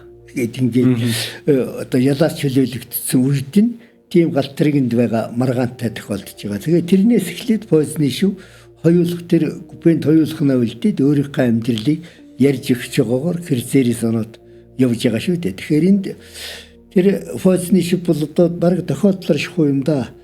Тэгээ их сургуулийн багш хүн гэрлээгүй байж байгаад одоо гэвгэнт хэнийг үзэсгэлэнтэй сайхан бүсгүйтэй тааралтаад нэг танилцаад удахгүй ингээ гэрлээд тэгээд нэг 8 жилийн хугацаанд 5 хүүхэд гаргаад за нөгөө хүүхэн ч хөрхөө одоо 8 жилийн хугацаанд 5 хүүхэд гаргаж өсгөнө гэдэг чинь гэрээсээ гарах завгүй ингээл нөгөө хүүхдээ өсгөөл их Фозны бол яг нөгөө хичээлээ заагаал их сургуулийн багш ингээ яваад байна. Гэтэл одоо хүүхэн одоо 6 дахь хүүхдээ олж байгаа. За тэгээд тэр үед хүүхний үед бас нэг зөрчил гарч байгаа. Эмч намайг одоо хүүхэд төрүүлж болохгүй гэлээ гэж. За тэгээ Фозны тэр үнд нь бас нэлээд дургүй үсэж байгаа. Тэгээ тэр үеэс эхлээд тэр хүүхэн бол бас нэг амьдралынхаа хэв маягийг өөрчлөөд одоо гоо сайхны зүсцэрээга янзлаад хуучин нэг төгөлдөр хуур тоглодог байсан тэрнийгээ сэргээ тоглоод ер нь юу гэдгийг зан нэг тийм гэртээ хоргодсон биш бас гадуурн лээ явах сонирхолтой сэвэл зүйл болоод хийж байгаа юм л да. За гэтэл тэр яг тэр үед одоо Орос гаралтай Парицаас ирсэн гээд Тухачевский гэдэг нэг тийм хийл тоглодог нөхөр таарлаж байгаа. Тэр Фозны шивтэй. За тэгээд тэр хийл тоглодгийг мэдээд Орос хүн юм байна гэдгийг мэдээд Фозны шив гэртээ уриад. За тэр хооронд нөгөө хүүхэн чинь одоо төгөлдөр хууртай тоглоод тэр хуучин тоглодог чадвараа нэлээ сэргээцсэн. За тэгээд тэр хоёр одоо хамтрал тоглоод за тэгэхээр тоглолцоо хооронд ерөнхийдөө тэр Тухачевский гэдэг нөхөр бол давгаа дээр нь одоо нүдэн унаад байдаг. Авгаа ерэн нийтийн ичж байгаа болтой царай нулаагаад ингээд тоглоод байгаа. За тэгээд хуралд явж байгаа юм. Тийм тоглолтод тэр хамтарсан нэг хоол идээд тэгээд хуралд явсныхаа дараа ер нь мань хүн бодож байгаа нэг өөр мөзөр хуралд яв. Би одоо ер нь юу болчихваа. Одоо манайд нөгөө нөхөр чинь дахиж ирж байгаа юм биш үсттэй гэд. Хурлаад хаяа тэр үед одоо ямар тийм холбоо гэлхээ тийм байсан биш. Хурлаа хаяа дахиад ирсэн чинь ороо ирсэн. Үлгүүртээ нөгөө нөхрийн шинэл байж байх юм гээд. Тэгсэн чинь орсон чинь нөгөө хоёр чинь одоо хамт тоглоод өрөөд ингээд. За тэгээд уурлаад авгаа готглоод олчиж байгаа. Ийм үйл явдал. Тэгээд энэ Орос гэр бүл төрчиж байгаа тэр эмгэлж явдал. Тэгээд эхнэрийн оршуулгатаа минь хүн анхудаага нүдрүүг эхнийхээ нүдрүү хараад би одоо ямар чигшүүртэй үйл явдал хийвэ. Тийм үү? Энэ одоо л одоо би ухаандаа энэ хүнийг одоо хайрлж байсан, хайрлах ёстой байж гэдгийг одоо ухаарч ийн гэсэн тийм маягтай тэр гэрцээрэн санаат төгсөж байгаа. Тэгээ эндээс бол ухаандаа тулстай одоо тэр үеийн тэдэг өнөөгийн Монгол гэр тохиолдоод байгаа энэ олон салалт, энэ одоо гэр бүлийн докторгүй байдлыг тулстай тэнд төрсөлсөн шүү. Төрсөлж байгаа юм да. Тэгээ энэ гэр бүлийн салж юунаас болж байгаа. За мэдээж одоо эхнэрийн боловсрол дээшлэлтэнтэй холбоотой биш. Эсвэл одоо тэр нөхрийн одоо тэр итгэлгүй зантай холбоотой биш. Ер нь яагаад одоо ингэж гэр бүл салаад байдаг юм бэ? Өөрөөр хэлбэл хүний амьдралд байдаг нэг тийм учир битүүлэг олон шалтгаантай тийм үйл явдлыг толстой гэрцээрийн санаатад төрсөлж байгаа. Дараа нь тэр Иван Ильичийн хүлгээд тууж байгаа. Тэнд бас л одоо Иван Ильич гэдэг бол өөрөө одоо хуулийн мэрэгжил эзэмссэн хүн шүү дээ. За мэрэгжилтэй хүн ч. Тэгээд Иван Ильич бол одоо бидний үүрэг хотод хуулийн дээд сургууль төгсөөд нэг мужийн захирагчийн хуулийн зөвлөгч байгаад тэгээд дараа нь тэр хуулийнхаа дагуу шув талбан тушаал дэвшээд тэгээд бидний үүрэгт одоо хондоо дээд шүүхийн гишүүн болж байгаа юм л да. Тэгээд тэр хооронд тэр Просковья Ивановна Петровна гэж эхнэр хүн. За эхнэр бол нэг тийм юу гэдгийг одоо ширууг замтай хөө. Одоо яадгүй гэхээр ингээд жирэмсэн болсон нөхөртөө одоо худлаа өвд тунирхан байнга одоо нөхрийг албан тушаалыг одоо хурдан дэвшээж ахиу цалин аваач гэсэн нэг иймэрхүү хандлага бол байнга явж идэг. За тэр нь тэнд одоо Иван Ильич дэх сэтгэл зүйн том дарамт. Иван Ильич бол өөрөө доктортой сайхан зантай хүн одоо тэг хэрэлдэх зодох барих тийм хүч хэрхэлэх юм юу ч байхгүй.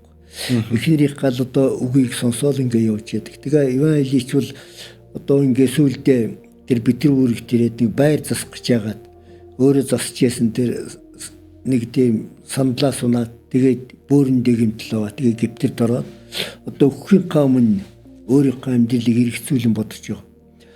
За миний одоо амьдралын хамгийн аз жаргалтай цаг үе бол хүүхэд үе байж гэж. За тэгээд Иван Ильич одоо тэр эрүүл инкс тунг ажиллаа хийж байхдаа ажил дээр очиж л одоо нэг сая сайхан жаргалдаг. Тэр одоо хүний төлөөх санаа тавьдаг. Тэр ажил хөдөлмөртөө үнэж байгаа улсууд үнэж байгаа байдал нь тэр одоо шүүхтэй холбоотой хэрэг маргаанаа таслуулж байгаа улсууд хамгийн их дотн сайхан сэтгэл төрүүлдэг. Тэрнээсээ одоо манайхны юугаар сайхан сэтгэл ханамж авдаг. Тийм учраас Иван Ильич бол одоо амьдралдаа ер нь хоёр л одоо жаргалтай цаг мөчийг хэрэгцүүлэн бодож байгаа. Нэгдүгээр хүүхэд байх цагийн одоо тэр сайхан эрх дураараа ямар нэгэн тийм дарамт байхгүй. За дутаж уцах юмгүй амьдрч байсан тийм цаг үе. Хоёрдугаарт нь ажиллаа эд хийж, ажилдаа сэтгэлээ өгч, ажил дээрээ тогтож ажиллаж байсан тийм цаг үе гэж. За тэгээ Иван Ильич сүлдээ тасварж байгаа. Тэгээ Иван Ильичийг тойрсон улсууд бол дандаа хүүтэн сэтгэлтнүүд. За эхнэр охин хоёр нь бол ингээд дандаа ахын хэрэгцээтэй юм л ихчээдэг. За хамт ажиллаж байгаа нөхдүүд нь бол ерөнхийдөө нэг эргэж ирж байгаа. Тэр эргэж ирж байгаа нь бол огтоор үзсэн наатай. За энэ нөхрийн одоо өхөл ирнэ хизээ байх нь вэ? Энэ өхөл би одоо оронд нь энэний суудал дээр очих юм байгаа маа гэсэн.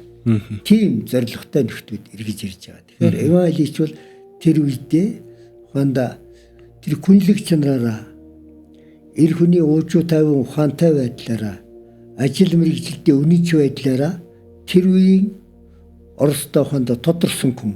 За орчин тойрон нь Иван Ильичийг өөрөөр хэлбэл адалж шоолж байгаа ийм үе. Тэгээ тэр нийгмийн суртахууныг ялзарлыг, уналтыг толстой Иван Ильичийн өхөл зохиолоор харуулсан байна гэж ингэж бодмоор. Тэгээ эндээс дахиад одоо нэг хүнийг тань мэдхэн үйл явдал. Дараа нь одоо энэ Английн зохиолч Чарльз Диккенсийн Оливер Твистийг бид цөмөр уншсан. За бас энэ Чарльз Диккенсийн Давид Копперфильдийг уншсан. За бусад одоо хамгийн их сайн зохиолыг манайхаас орчуулж амжаагүй байгаа юм байна. Чарльз Диккенсийн Күтэн башин гэдэг зохиол байдаг юм байна. Тэрийг би уншаагүй. Одоо бидний нэг хэл мэдэхгүй явдал бас одоо тодорхой хэмжээний хязгаар тавьж шүү дээ. За тэгээд Давид Копперфильд энэ Оливер Твист хоёр гэдэг бол ухаандаа тэр тухайн үеийн нийгэмд одоо шоодогдсон хоёр хүүхэдтэй. За тухайн үеийн нийгэм шоодогдно гэдэг бол гэр бүлээрээ дамжиж шоодогдож байгаа шүү дээ. Оливер Твист бол ухаандаа өнчин хүүхэд. За тэгээд тэр хүүхэд асрах газар байж явгаад тэгээд 9 настай одоо оршуулгын газар Оливер Твист ажилд орж байгаа. За тэгээд Оливер Твист ухаандаа одоо Лондон хотод ажлын байр хөндөр үнэлгээтэй юм гэж дуулаад тэр одоо хүн оршуулдаг одоо захын нэг тосгоноос оргоод Лондонд нэг 7 хоног явж ирээд тэгээ Лондон дээрээ нэг еврей өвгөн бас нэг хүүхдүүдийг тэр хөдөөнөөс орж ирсэн өөрөөр хэлбэл арчил хамгаалах хөнгөө өнчөөрөөсөн хүүхдүүдийг цуглуулж хулгайн хийдэг одоо тийм баг компани хуу юм байгуулж. За тэгээд тэдний тэр хулгай хийдэг багт орж ажиллаад тэгээд нэг айл одоо тэр хүүхд тус хэрэгтэй байдаг юм ба шүү дээ. Нэг айлын цонхоо мөнгөөр оруулдаг. Тэгээд тийшээ орж тэгээд дараа нь тэндээсээ зүхтаагаад тэгээд одоо кэр гэвтээ тухайн алдаж унсан нэг мэдсэн одоо нэг юм сэргсэн тэгээд салгалсаар агаад нөгөөх яваад байсан нөгөө хүчээсэн айлдаа даарсан байгаа. Тэгээд тэнд нэг тийм одоо сайхан күнлэг сэтгэлтэй эмэгтэй тэр байрны эзэн бай даарч. Тэгээд Оливер Твист өөрөөр хэлбэл тэр хүний сайхан сэтгэлтэй учирч одоо анхудаага тэр цагаан давуунд цагаан давуутай орон дээр унтж яхад бол Оливер Твист сони сэтгэл төрүүлж байгаа шүү дээ. Ер нь хүн гэдэг амт ч одоо ийм орон дээр унтдаг юм байна. Энэ цагаан давуу ч нь ийм хэрэгцээтэй юм байна. Анхудаага мэдэрч байгаа. Тэгээд эндээс өөрөөр хэлбэл за тэр одоо бидний нэрлэдэг тэр зэрлэг капитализм гэнүү хаандаа тэр капитализм маш эрчтэй хөгжиж явах үед нийгэмд одоо хамгийн их адуулж исэн нэг 2-3 бүлэг хүмүүс байдаг юм байна л да. Нэгдүгээрт одоо ядуу өнчин хүүхдүүд. Хоёрдугаарт нь одоо ахмад настан улсууд. Гуравдугаарт нь одоо бас л ядуу зүү дарчиг амьдралтай эмэгтэйчүүд. За энэ гурав бол ухаандаа тэр зэрлэг капитализмын баян хоосныг ялгарл болсон капитализмын тэр одоо Европын капитализмын гол шоодогдсон хүмүүс байж. За түүнийг дүрслэхэд бол Оливер Твист өөрийнхөө юу Чарльз Диккенс өөрийнхөө Бэлгэвиасыг дайчилсан юм зохиолч байгаа. Тэгэхээр Чарльз Диккенсийн зохиолын гол баатар бол дандаа одоо тэр өнчин өрөөсөн нийгэм шоодогдсон амьдралын атуу гүтүү бэрхшээлийг давж байгаа хүүхдүүд. За энэ цаана юу хэлж ийнө вэхээр ерөөсөө тэр баян хоосны ялгарл гэдэг бол нийгмийг одоо өөрөөр хэлбэл ад шоо үздэг хамгийн их гүндгцэн хувь зээний зам руу түлхдэг нь бол тэр түлхдэг хүмүүсийн нэг нь бол тэр өнчин өрөөсөн хүүхдүүд юм байна гэж. Тэгэхээр манайд ч гэсэн 1990-ад оны үед бас л тийм үйл явдал давтагдсан шүү дээ. Тэгэхээр энэ Оливер Твист гэдэг бол зүгээр нэг орны Английн тухайн цаг үеийн үйл явдал биш. Ерөөсөө нийгмийн байгууллага гэдэг чинь баян хооснороо ялгараад ирэхин цагт тэр ядуу зүдүү амьдралтай хүүхдүүд бол хамгийн их хүнд хэцүү зам руу түлхэгддэг юм байна шүү гэдгийг харуулж байгаа. За дараагийн одоо таны мэдхүйтэй холбоотой зохиол бол энэ хний Мон Яаны амьдралын күрдэнд гэдэг зохиол. За амьдралын күрдэнд гэдэг бол одоо Мао даргын явуулсан нөгөө соёлын хувьсгал, их хүсрэлт, улаан хамгаалагчдын бодлогын хамтарлжуулах бодлогын золиос уссан нэг эр хүний тухай ярьж байна. Тэр Симен Нао гэдэг эр хүн. За Симен Нао өөрөөр хэлбэл ямар буруутан хүн гэхээр хамтрал торхоосоо татгалцсан. За тэгээд хамтрал торхоосоо татгалцсан учраас тэрнийг эрлэгийн ирж аваачаад одоо төрөл арилжуулж байгаа, илжиг болох гэж байгаа. Тэгээд Симен Нао 5 төрөл одоо сольж байгаа. Илжиг болоод, өхөр болоод, гахай болоод, нохой болоод хамгийн сүүлд галдаргины удалтай сарамгчин болоод бүжиглж байгаагаар энэ зохиолд өгсөж байгаа. За тэгээд цаана энэ зохиол одоо энийг өөрөөр хэлбэл шидэтрализмын аргаар бүтээгдсэн зохиол. Цаана юу хэлж ийнө вэхээр тэр улс төрийн өргөн олон түмнийг охироодог улс төрийн том компанид ажиллавал эгэлжирийн тариачин хүнийг төрөл арилжахад хүрэгтэл ингэж зовоодог ийм хүнд хэцүү улс төрийн дарамт, хууль зүйн дарамт, эд хөрөнгийн дарамт үзүүлдэг юм байна гэдгийг гайхамшигтай төршилж үзүүлсэн байна. За энэ зохиолыг уншсанаар бид нэр за тэр 1949 оноос одоо 1976 он хүртэл Мао даргын ноёрхол ер нь гятты хүнд ямар зовлон бэрхшээл уйтгар гуниг учруулж ийсэн бэ гэдгийг энэ уран зохиолоор дамжуулаад бодит амьдралыг таних мэдэх юм. Болцоотой зохиол. За дараа нь энэ тань мэдхүйтэй холбоотой Маркесийн 100 жилийн ганцаардал. За 100 жилийн ганцаардал ч одоо бас их сонирхолтой бас л одоо тэр шидтерализмын аргаар бичигдсэн зохиол. За Хосе Аркида Буанди гэдэг нөхөр одоо өөрийнхөө үеэлтийг хэрэглэж байгаа Урсула гэдэг эмэгтэйтэй. За тэгээд Урсула гэрлэгтнээс татгалзаж байгаа. За манай өвгийнхөө одоо ингээд эртнээсээ нааш энэ ойр төрлийнхэн гэрэлд зусайлалтж ийсэн байна. Тэгээд манайханд одоо тийм гахай сүлттэй хүүхэд төржсэн домог байна шүү. Одоо хоёулаа энэс одоо болгоомжлий. Одоо гэрлэхгүй үйл яадаг юм хэ. Тэгэхээр тэр Буанди гэдэг нөхөр бол бас тийм уур омогтой дураараа нөхөр. За одоо гахай сүлттэй хүүхэд байтгаа торой төрсөн ч яадаг суун чамтай. Ингээ гэрлээд. За тэгээ ингээ гэрлээд явж байсан тэдний тосгонд нэг Меликендас гэдэг нэг цэга өвгөн ирж байгаа. Тэр Меликендас бол одоо нэг тийм юу хөө юм да. Ухаандаа нэг тийм одоо ил бүзүүлэх маягтай тийм юм. За тэгээд тэр нөхөр ирээд тэр тосгон бол нэг тийм зохион нэртэй тосгон шүү дээ Макандо гэдэг. За тэр тосгонд ирээд тэр Микалс юу хэлж байгаа гэхээр ингээд нэг алхим үзсэн ах сурталж хэлж байгаа. Энэ шороо хайргнаас чинь алт гаргаж авч болдог юм гэж. За тэгээ тэрүүнд нэг Буанди итгээд за би одоо ингээд алт гаргаж явна баяж гин гээд нэг өрөөгөө одоо нэг тийм лаборатори мөргийн юм догчулж яваад тэгээд ерөөсө гэрээсээ гарахаа байсан. Гэртээ одоо янз бүрийн шороо авчаад буцалгаас уучлаа. За тэгээд Урсула одоо ганцаараа амьд суух болж байгаа. За Урсулаач янз бүрээр үзэж байгаа, малаа өсгөж үзэж байгаа. За бас нэг тийм чихэр үйлдвэрлэж үзэж байгаа. Тэр хооронд Урсула тэгсэн нөгөө хин чин Буанди чин өөрийнхөө том хүүхдийг өөрийнхөө туслагаар авчиж байгаа. За тэгээд тэдний чи овг явсаар байгаад нэг 6 дахь үедээ үнэхээр одоо гахай сүлттэй хүүхэд төрж байгаа. За тэгээд Урсула тэр хооронд нэг бараг цагаар өөрөө гэлж байгаа. За би одоо нэг 120 мөр гарсан баха гэж. За тэр үед Урсула хараагүй устсан. За тэг гэр дотроо бол энэ бүхнийг ингээ баримжаагаар мэддэг. За тэгээд Урсула гэдэг бол ухаандаа тэр зохиолыг 100 жилийн ганцаардал гэж нэрлэж байгаа нь бол одоо юу гэдгийг одоо насан туршдаа ганцаараа тэр айлын амьдралыг авч явсан. За тэгээд өөрөө бас тэр цус ойртох одоо гэмтэн сугахтай хүүхэд төрхөөс болгоомжсэн тэр нь одоо үр бүтээлгүй болсон.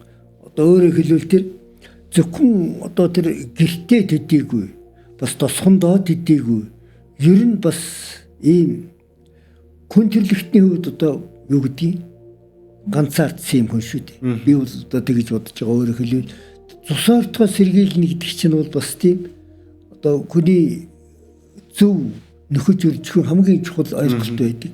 Гэтэл одоо тэрнийг зөрзөн гэдэг бол ганц Урсулагийн ч ойлголт биш. Тэр нь улс үндэстэн болгонд бас тохиолддог. Одоо манай энэ Монгол генийг судалсан Жамсрынгийн Батсуур гэдэг том эрдэмтэн байгаад насварлаа. Тэгээ Батсуургайн одоо ярьж судалгаагаар тогтоосноор бол манай одоо хөдөө сумуудад цус ойртох явдал их байдаг юм байна. Түүгээр ч явахгүй одоо ойр зэрэгэлтэй аймагуудад хүртэл цус ойртох явдал байдаг юм байна. Тэгээ цус ойртох явдал бол ухаандаа хүн төрлөختний одоо өсөлт хөгжилтөнд хамгийн сөрөг нөлөөтэй үзэгдэл юм гэдгийг бүр хүүнэгдлийн үеэс эхлээ зэрлж ирсэн байна. Гэтэл өнөөдөр бид нь бас л энэ юу гэдгийг хорт зуршил гэдэг юм уу, дутагдал гэдэг юм уу, энэ одоо ойвроггүй зан гэдэг юм уу бас үргэлжилээл байгааг одоо орчин үеийн судалгаа хүртэл харуулж байгаа. За энэ талаас нь 100 жилийн ганцаардал бол их сонирхолтой ном байна. За хоёр дахь асуудлын одоо бидний яриа юу болж байна? Хоёлаа одоо нэг цаг 10 минут гаруй ярьсан байна. Тийм үү? Тий. За одоо тэгээд одоо ёс суртахууны асуудлаар зөвхөн санаа хэлье. Тэгээд одоо бид нэр бас яриагаа дуусгах нь зүг баха тийм ээ. За уран зохиол төрсөлтийн нэг гол асуудал бол одоо хүний ёс суртахуун юм. За ёс суртахуунд би нэг 2 3 хаан зохиолоос иш татъя гэж бодож байна. За нэгдүгээрт нь Альберт Камюгийн зохиол Этгээд хүм. За энийг манайхан одоо орчуулад нэлээд хэдэн жил болчихлоо нэлээд дууншсан баг. За энэний одоо гол баатар Мерсо гэдэг нөхөр байгаа. За Мерсо ерөнхийдөө одоо тэрийн баг тушаалын албаа гэж. За тэгээд ганц ээжтэй. Ээжигээ одоо миний цалин мөнгө хүрэлцэхгүй байна гэдэг настайчуудыг асардаг газар авчиад өгсөн. Тэгээд өөрөө нэг отод нэг жижигхэн хөлсний өрөөнд амьдэрдэг. За тэдний хөлсний өрөө бол өөрхий авчиг ядуу зөтөө ганц столтой нэг увцсны үлгүүртэй ганц шкафтай ингээл болно л доо нэг ортой. За тэгээд Мерсо ээж нь одоо ээжтэйгээ ер нь уулзах нэг ховор. За тэгсэн Мерсо одоо эр хүн юм болохоор нэг Мари гэдэг хүүхэнтэй бас одоо явуулддаг. За тэдний Мари тэдний ирж хэд удаа хонсон. За тэгээ Мари одоо нэгэн удаа Мерсотой ингээд ойр дотн нөхөрлөөд тэдний томдог энэ төр болж явахаар болцсон болохоор бас нэг юм асуудал тавьдаг. Гэхдээ чи тэр одоо ингээд гэрлүүл яасан бэ гэж. Тэгэхээр хэн Мерсо хариулж байгаа. Гэхдээ чи хүсчихвэл болж штэ гэж. За тэгэхээр хэн Мари хоёр дахь асуудал асууж чи одоо үнэхээр надад тайлт юм уу гэж. За Мерсо хэлж үгүй хайрыг тэр дэмий юмар яадаг. Чи өтер л гэрлэх бол тэр хайрыг нь хамаагүй. Чи одоо юу гэдгийг өстой одоо гудамжны залбуу гинүнд ямар ч ач холбогд байхгүй гэсэн юм хэлж байгаа. За тэгээд тэр одоо мэдээж Маригийн сэтгэлийг хөргөн шүү дээ. Мари бол одоо бас эмэгтэй хүн эрүүл ухаантай хүн. За Мерсо л тиймэрхүү. Дараа нь Мерсо нэг найзтайгаа зугаалж яваад нэг 2 өдөр нь одоо нэг галдэргний юу автобусны буудалтай муудалцчихээс 2 арабтайгаа тааралдаад нэг нь буудаад алчиж байгаа. За тэгээд Мерсо одоо гэмт хэрэгтэн болж байгаа. За тэр хооронд ээж нь одоо насварлаа оршуулаач гэж. Оршуулган дээрээ ч гэж. Тэгээд Мерсо ээж рүүгээ явахдаа юу гэж бодож яах нөхө дотроо бодож байгаа. Одоо энэ ядаргаатай юм. Ингээл цаг бараал, цалин мөнгө юм нураал ингээл дуудаад байдаг. Одоо өөрөөр хэлбэл өөрийнхөө төрсөн ээжийг оршуулах гэж явахад тэр хүн нэг тийм бодоод явж штэ. За тэгээд Мерсо одоо тэр нөгөө хүн буудаж алсан гэргээрээ байцагдчих байгаа. За тэгээд чи яагаад одоо энийг ингээд алдсан юм гэхээр үгүй тэр халуун нартай байсан бөгчмөдөө тэг буудсан гэж. За тэгээ прокурор яваад Мерсог одоо тэр ээжигээ оршуулсан тэр бүх байдлыг бас судлаад тэгээд прокурор одоо Мерсод эцсийн үгээ хэлж байгаа. За яг хөө Мерсод одоо ингээд бид байхгүй юм Мерсогоос нэхэд яг. Мерсо тухайдаа тэр ээжигээ хайрлах сэтгэл алга. Өөрт нь талтай байсан тэр хүүхнийг хайрлах сэтгэл алга. За зүгээр нэг учирсан хүнийг хайрлах сэтгэл алга. Тэгэхээр Мерсогоос бол байхгүй юм гэдэг нэг юм хэрэгээрээс алга. За тэгээ прокурор эцсийн үгээ хэлж байгаа. За Мерсо яг хөө ингээд одоо нэг хүний л үзэгдэл юм шиг мөртлөө ийм харанхуй ангал руу манай нийгэм унжин шүү. Өөрөөр хэл хүн гэдэг ингээд биенийгээ хүндтэй байсан хүндий хүйтэн сэтгэлтэй болсон ийм ангал руу бид унжин. За энэ л одоо хамгийн аимшигтай юм. Этгээд хүн бол ингээд төгсөж байгаа. Дараа нь Солонгосын 2025 онд одоо Нобелийн шагнал авсан цагаан хоолтон Хангааны цагаан хоолтон гэдэг зохиол бас нэг тийм сонирхолтой үйл явдал болж байгаа. За Юмко гэдэг эмэгтэй одоо гів гэдгийг нэг шин зүүдлээд за тийм нэг бойны газар орсон болтой модон дотор. За тэгээд тэр хүний одоо цогцсон юм уу амтны мах юм уу баахан махан гэдэг илгээ тавьчихсан. Тэр дотор Юмко яваад байдаг. Тэгээ гараад нөгөө асарнаасаа гараад явж өсөн чинь ингээ увцсан шал нойтон. За ингээд энэ одоо бороо ороод ингээ норгоцсон юм уу гэсэн чинь одоо нийл цус байсан. За тэндээс эхлээд гин Юмко цагаан халтан болчих. Тэгээ цагаан халтан болоод за эцэг их нь одоо хилээ зөвшөөрөөгүй. Эцэг нь Вьетнамын дайнд явж исэн бас нэлээд ирс шулуун зантай охиноо одоо зодж лалгадж ирсэн амруу нь хоолж хийж үтсэн. Тэгээд ерөөсөн мах идээг. Ингээд Юмко одоо тураалд эцэлдээгүүрээ.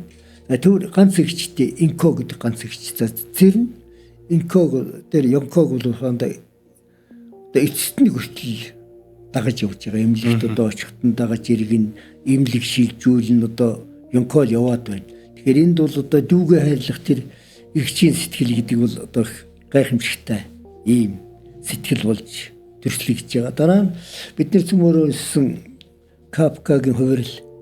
Капкагийн хувирал бас ноцтой зохиол одоо гэр орноо дижээжсэн Григори заамда нэг өглөө ингээ шавж улцсан орондоо хөвчээдэг. За тэгээд тэр шавж улцсан хойно нь бол ээж нь аав нь дүү нь гурван янзаар харьцаж байгаа.